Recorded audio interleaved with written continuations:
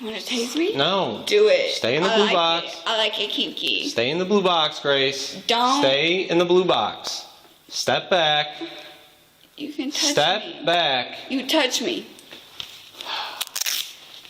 One female suspect often tried to flirt with police officers to avoid being arrested, but this girl certainly took it to another level. It all started when a flock camera flagged a vehicle for the owner having multiple felony warrants. The vehicle was involved in a hit and run and fled the scene when the cops stopped the car. They discovered that the driver was actually not the owner, but an underage stripper called Grace. But what lies beyond this shocking encounter? We will find that as the story unfolds.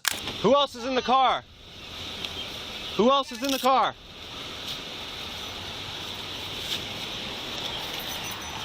Stop! Don't get out!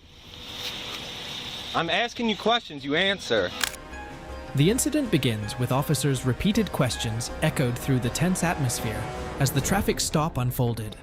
The officers were determined to get answers, and you could see how the officers' tone is serious and concerning. The officers insisted that the person in the vehicle not exit in order to be cautious. They wanted answers, and they wanted compliance. It was clear that they were taking this matter seriously. The officers demanded cooperation, but the person in the car called Grace seemed to be evasive and uncooperative. Okay, and I will answer. Why'd you get on me like that? 26 headquarters, it's a female. All right, step out. A white Step out. female. Put your hands behind your back. Put your hands behind your back. Why did you take off like that? I'm sorry.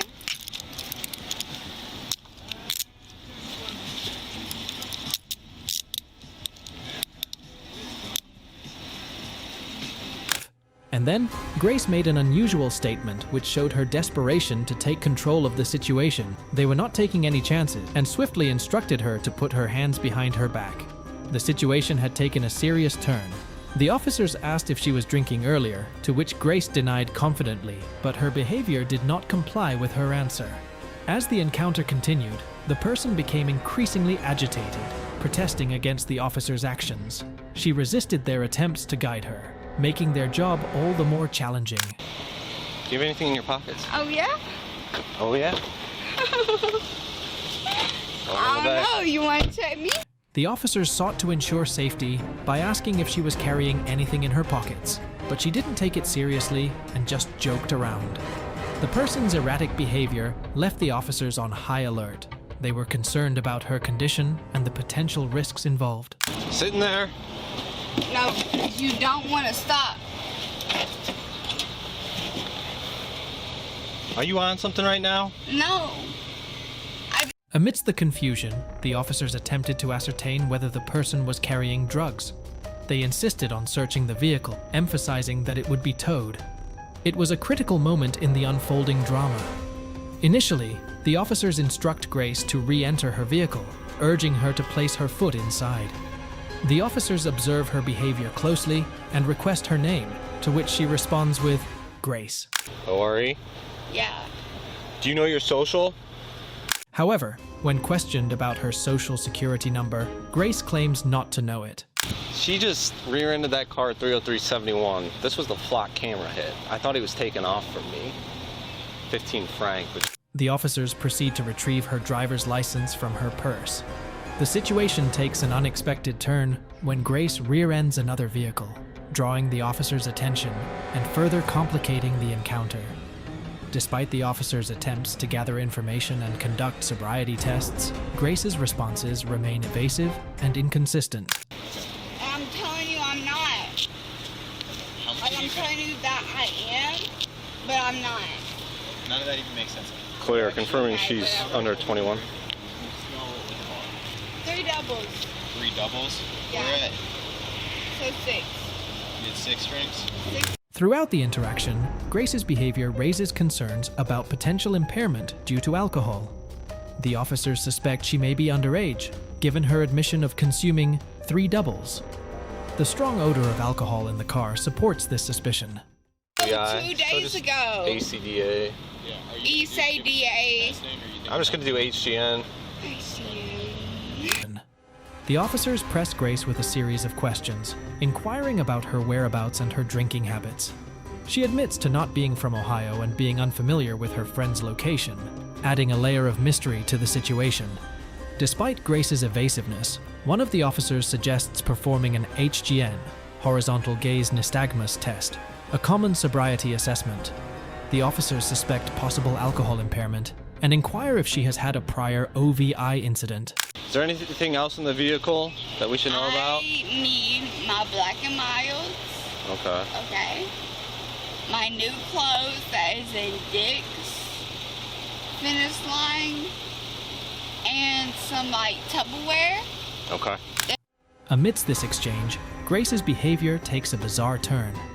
She mentions items she wishes to retrieve from the car, including new clothes, Tupperware, and even a steak with asparagus and mashed potatoes. Her weird responses and seemingly unrelated comments confirms the officer's suspicion towards her. Nonetheless, the officers remain focused on their duty.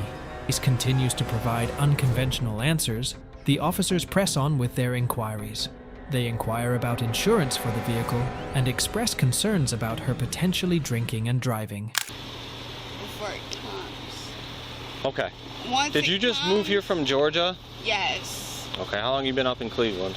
Like maybe a year. Why'd you move up here? Because I didn't know it was a snowy.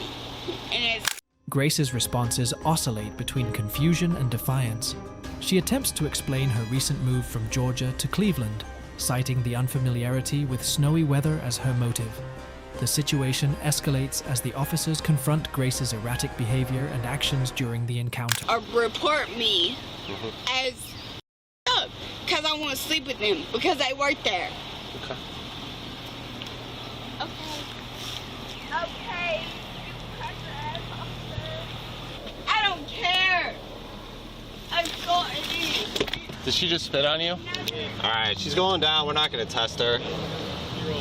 Yeah. Let me go. Nope. Down face down. Alright. The sequence begins with a discussion about Grace and her involvement in certain activities. It's evident that the officers are concerned about her behavior and potential involvement in unlawful activities. Things take a troubling turn when the officers mention that Grace may have spit on one of them. This act of aggression prompts the decision to take her into custody without further sobriety testing. You let me live. Live. Barely. Barely. I had 4.5-ounce bruises to clear me. You let me bleed. You let me bleed. 4.5 ounces Okay. of blood. Okay. You let me bleed out Okay. on the side of the streets. Okay. I don't trust you. You want to send FBI attachments to deal with me? You can. I don't trust you. You let me bleed. Okay. Grace's response is emotionally charged as she begins to cry and express her grievances. She talks about human trafficking and being a victim, claiming that the officers weren't there to help her when she needed it. She references a traumatic incident involving bleeding and accuses the officers of negligence.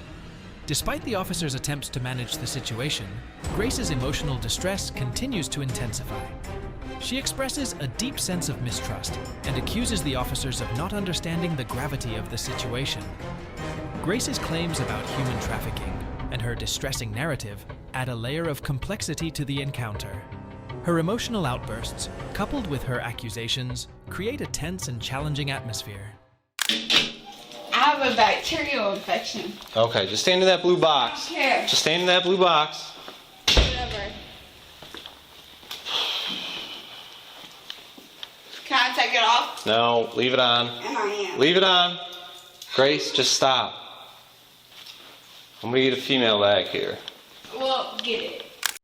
After arriving at the police station, the situation takes on a different tone, but Grace's erratic behavior continues. As they enter the station, the officers instruct Grace to stand in a designated area, indicated by a blue box. However, Grace appears to be agitated and struggles to comply and start misbehaving more. She mentions having a bacterial infection, but is told to leave her clothes on, which could be an attempt of trying to seduce the officer and get away with this. The officers continue to urge Grace to stay in the blue box, emphasizing the need for her to remain in that area. You want to tase me? No. Do it. Stay in the I blue like box. It. I like it kinky. Stay in the blue box, Grace. Don't. Stay in the blue box. Step back. You can touch Step me. back. You touch me. In a perplexing twist, Grace makes suggestive comments, asking if he wants to taste her and mentioning a preference for kinkiness. Her behavior becomes increasingly desperate and out of control. They repeatedly instruct Grace to stay in the blue box and not to touch them. However, Grace's behavior remains unpredictable, and the officer tries to maintain a distance from her while she's trying to get close to him while screaming and shouting at him. Me! Stay in the blue You box. didn't catch me, and you didn't catch them. You go let people slice and dice your community before you let them connect the pieces. Just stay in the blue box. Don't touch me. She No! I don't need She is urinating everywhere. Yes, all in the back seat of my car. Yes, I did. All out because there. disrespect him. Fuck him. You want to take a test? That's for, on the, no. alcohol? Fuck the Alcohol time. center. All right, we're The situation takes an unsettling turn when Grace accuses the officers of failing to apprehend individuals who have harmed their community. Her statements suggest a level of paranoia and mistrust. During this part of the encounter at the police station, Grace's behavior becomes more furious and reckless. Despite the officers' attempts to maintain control, Grace seems agitated and expresses her frustration. She insists that she understands what the officers are saying and accuses them of wanting her to acknowledge their authority. This back and forth exchange escalates as Grace uses offensive language. Her demeanor remains hostile, and she continues to use derogatory language, escalating the tension in the room. I was stripped outside the car. Please don't put me in the car. Please don't put me in the car. No, no, no, no, no, no, no, no, no. No! in the car. You tried to put me to Mexico. Stop!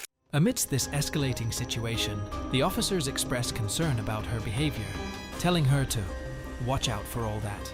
They implore her to be quiet and instruct her to get into a car, but Grace refuses and becomes increasingly defiant. Throughout this portion of the encounter, Grace's behavior is marked by anger, and she just keeps holding on a grudge against the officers.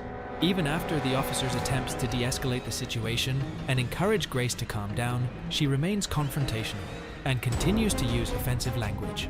And when you keep misbehaving with senior officers, you sure don't end up in a pleasing situation. She had to face consequences of her behavior, as she didn't stop even after several warnings. Grace was taken to the hospital for a medical evaluation. Subsequently, she faced multiple charges, including suspicion of speeding, operating a vehicle under the influence, obstructing official business, and simple assault on an officer. Her legal proceedings are scheduled to unfold, with a pre-trial hearing set for September 18th, followed by a criminal trial starting on October 2nd. The outcome of these legal proceedings remains uncertain. As we await further developments in this case, we can only hope for a positive resolution for Grace. Her peculiar behavior during the encounter raises questions, and the legal process will determine the appropriate course of action. However, the question arises that will the charges be fair and just? Will these charges stand as an example of what actually happens if you misbehave and mistreat officers too?